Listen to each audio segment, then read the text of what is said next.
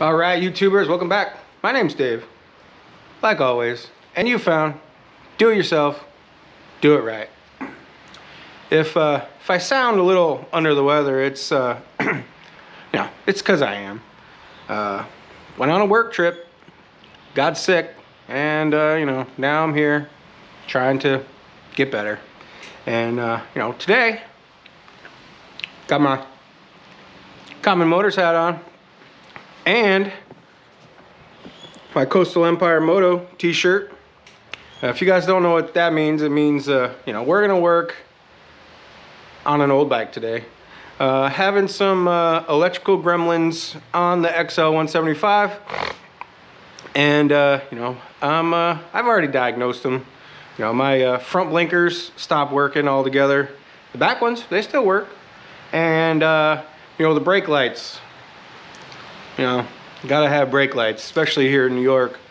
Brake lights quit working, and I know the reason. I broke the tab on the handlebar, and that's the reason why those brake lights aren't working.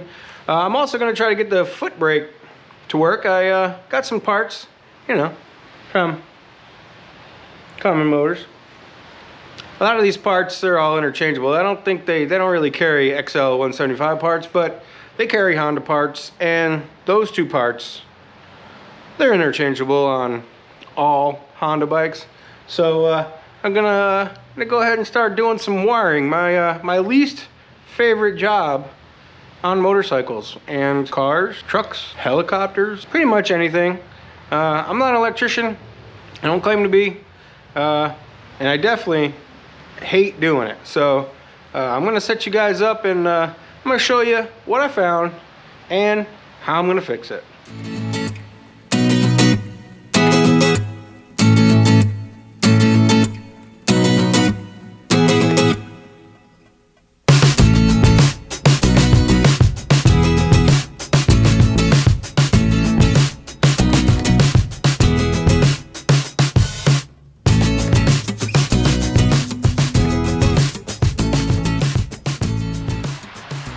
All right, so first things first, blinkers. You gotta have blinkers.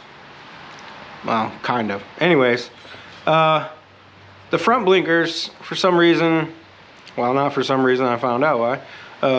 The front blinkers just quit working, and I started wiggling around on some wire, and they started working, and then they quit again.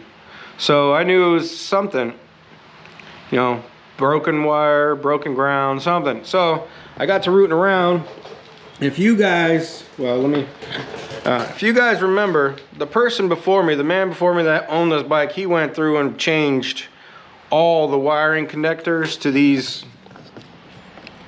waterproof connector types. So, they're cool when they work right.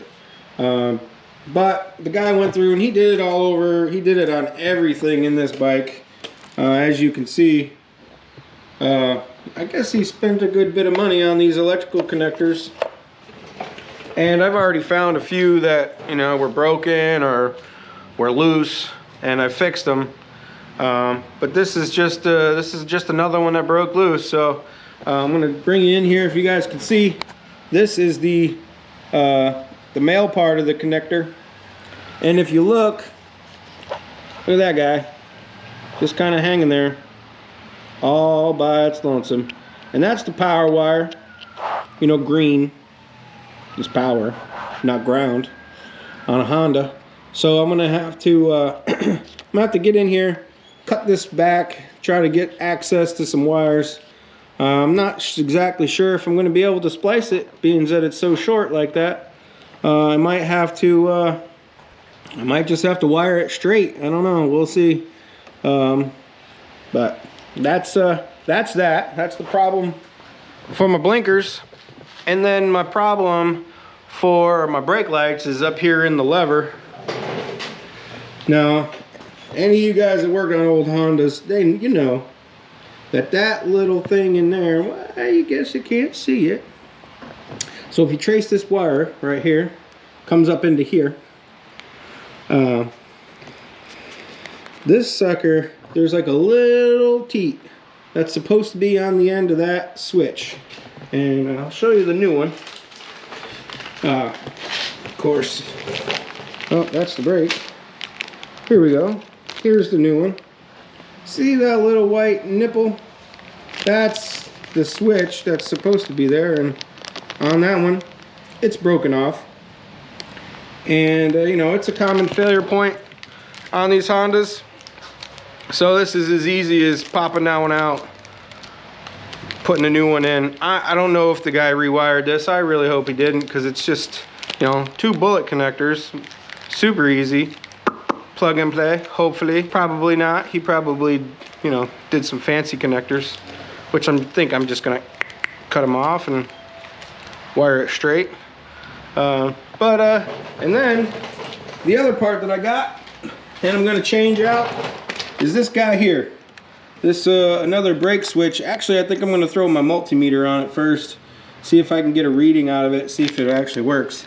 It's kind of sticky, so that's why I just went ahead and ordered a new one here, and I'm gonna throw that one on. So I'm gonna get to work.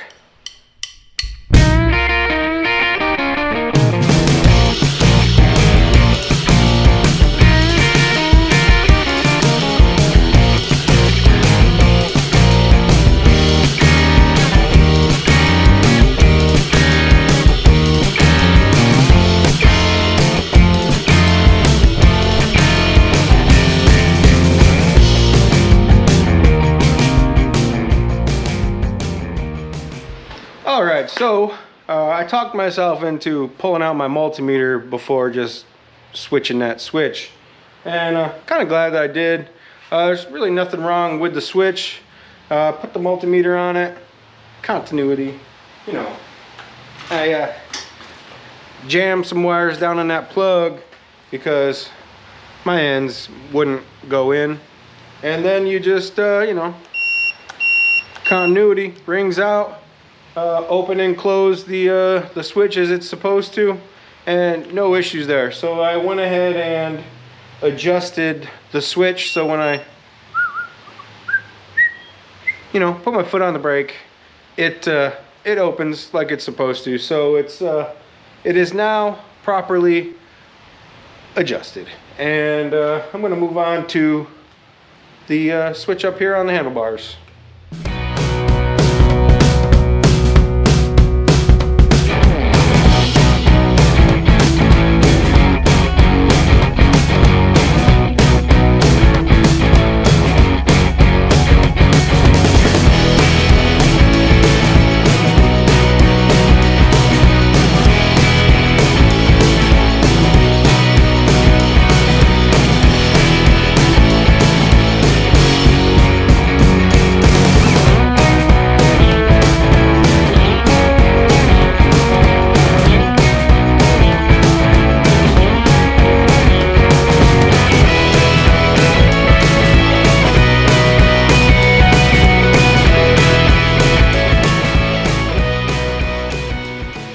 Alright, so I'm going to get you into the whole wiring, what I, you know, ran into. This part, super easy. You just loosen these up. I mean, if you guys work on bikes at all, you know, you got to move this guy all the way in, get your cable off, and be careful when you're putting your lever back in. You don't want to pop that little nipple. See it in there? That little white guy in there? You don't want to break that new one putting it back in. So, you know, these wires run down into here, and this is one of the connections that I actually had to fix when I first got the bike. And I say fix because I didn't really fix it. I just kind of wire spliced it together. Again, we're dealing with, these are the 2 wires coming off that switch. It goes into this guy right here. See that this little nub, this little guy right here? Yep. Gonna have to somehow get into there more so I can get some more wire back. And yeah. And then this guy here is the green and yellow that goes, oh, where'd it go? Right here. the green and yellow here, so they're color coded. But as you see, he put the new no bullet connectors. So I'm gonna have to go over to my stash, splice in. I think I'm just gonna get rid of this guy, probably just snip it off or pull it out. Wire in a bullet connector it up. Same with this guy here. Gonna cut this back a little bit, see if I can get some more wire and get a connector, and let's see if it'll work. Alright, so after looking at my collection of wires, or lack of collection of wires, because some of it's still down in Georgia in the back of the Ford, I found two of these, I guess they're called tappets or whatever you want to call them. You basically jam both ends of the wire in there, and then you close it, and it puts this metal, I don't know, jumper through the wire. It's the easy way, so that's what I did.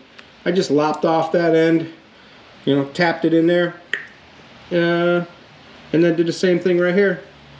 And now, wouldn't you know, turn the key on, pull the lever. Oh, now we got brake lights. So one wiring gremlin fixed, and I got one to go. And to do that, I think I'm gonna have to take that whole headlight off just to get to that wire. So yeah, I'm gonna set you guys back up and let you see me do that.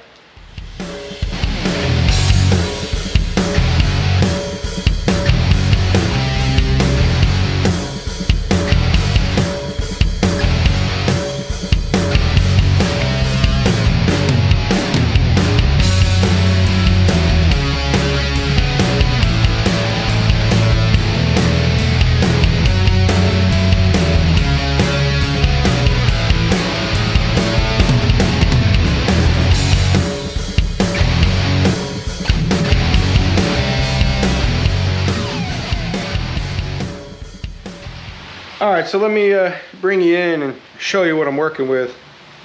And for those of you that you know, that have worked on old bikes, you'll feel my pain when you see what I uncovered. It's not uncommon to find a lot of wiring issues, you know, like wire nuts, you know, push button starter rigmaroles rigged into wiring to try to get the bike to run. You know, Uncle Bob probably was out in the barn one night saying, oh, let me try to get this XL 175 running. So he goes ahead and jimmy rigs some stuff. So this one, this is not the worst, but you know, I've definitely, you know, it ranks up there. So you come in here, you know, like I said, the man tried to replace all the connectors with these waterproof ones. And if you look real closely, see if I can get some light in on there on that thing. This is the nub right here, the green wire. You really see that nub. And then look at this nub here. This guy here is supposed to connect to that guy there. And if you look, I mean, you're a good, there's a big gap there, right? So in everybody's efforts to try to make it work, I'm assuming it got bent up like that and then soldered into place, because this is nothing but two green wires. You can see the green. Two green wires soldered together in a little nub to try to meet this little wire here. I don't know why. If you're gonna redo the wiring, why not just make this wire longer so you don't have to bend the connector, and then when you connect this connector to it, it, you know, bends it down and busts it loose, you know, probably 5 miles down the road. So I think what I'm gonna do is I'm just gonna put a jumper in. I'm gonna go from this nub here. I'm gonna bypass this connector altogether and then just go into these two black wires over here, and I'm just gonna splice it in straight because those are the power wires for your blinkers. Green power, he used black over here. Whatever, I'll just pull this back. snip it nice and clean so I don't have to worry about it, and then just build a jumper out of the leftover wire down here and jumper it together and be done with it. And just like that, it's wired. I'm not gonna say that it's wired properly, but it's wired. So I wanted to, after thinking about it for a minute, I wanted to maintain the connectability aspect. So if I have to take this headlight off, I can just pop it off and just undo all these connectors like he's got. So I was gonna do just a straight jumper, connect that hardwired in, blah blah blah. But I rummaged through what little bit of a wiring I have, and I came up with this. So basically what I did was I snipped these two little black wires, environmental spliced it here. As you can see, I got some beautiful pink heat shrink all the way up to here. So I got this wire going from here to here, and I put a bullet connector up here so I can just pull that out. I had to squish the this bullet connector down a little bit, but it still allows me to pull the connection here and then pull the connection here, and I can take the headlight off altogether. I mean, it's not beautiful, but it does work. Let me go ahead and hit the power, let you see. So before, as you remember, the front blinkers wouldn't work, and that's obviously right. And then the left one over here, and they always worked in the back. You can see it blinking. So, you know, it's not pretty. I am gonna go ahead and wrap that pink with some black, you know, electrical tape, just so you know, I don't have a pink wire sticking out up front here. And then I'm gonna go ahead and throw it all back together. All right, well, got the headlight all buttoned up. As you can see, back together. Pretty simple. Just took the nut off there, spun it around. Did do some wiring cleanup, you know, had some zip ties, mainly on the other side where I was playing. But yeah, that's two quick little gremlins that could get me a ticket fixed. You're probably wondering why the tank is off. Well, you know, after I painted it, put gas in it, the petcock decided that it wanted to start leaking. So got a new petcock coming. Gonna show you the removal and replacement of that another time. Pretty simple. One screw, an O-ring. You know, you can't mess it up. I don't understand why it started leaking, but it did. Gonna have to do some touch-up paint work now, but not a big deal. But other than that, I mean, I still got a couple of things on this bike I need to accomplish before the weather that's not cooperating right now. Before the weather hopefully turns nice and I can actually ride this piece. I've been telling you, tires, you know, still haven't changed the tires. And let's see, the other thing is that clutch. I got the clutch pack over there. Gotta do some clutch work on it. Actually, I don't really think I have to. I'm just going to, just because, you know, peace of mind. I plan on taking this sucker up into the Adirondacks on some back roads, so I want to have some peace of mind in the clutch, in the engine, in the electrical system, you know, all that kind of stuff. I'm gonna do a few shakeout rides before I go up to the mountains, but you know, I'm nevertheless. So yeah, I think that's gonna do it for this video. Hopefully, you know, quick, easy little wiring hiccups. You know, stuff that you guys got to look out for on these old vintage bikes. You know, wires break, wires wear, they fray, they you know, they ground out, they hit a short, and blah blah blah. And next thing you know, you're chasing down wiring gremlins and Just so happens mine were pretty easy. So, yeah, that's going to do it for this video. Like you guys do at the end of all my videos. Like, tag, share, follow, subscribe, and make sure you hit that notification bell. You know, getting some good subscribers. I'm going to keep her going. If you guys like this XL175 content, let me know. Put some comments in the block. You know, what kind of wiring crazy stuff have you found on your vintage bikes? And, you know, I'd like to see some pictures. You can send those to diydaveb@gmail.com. That's my email address. It's in the description below. So, yeah, that's going to do it. Till next time, thanks a lot.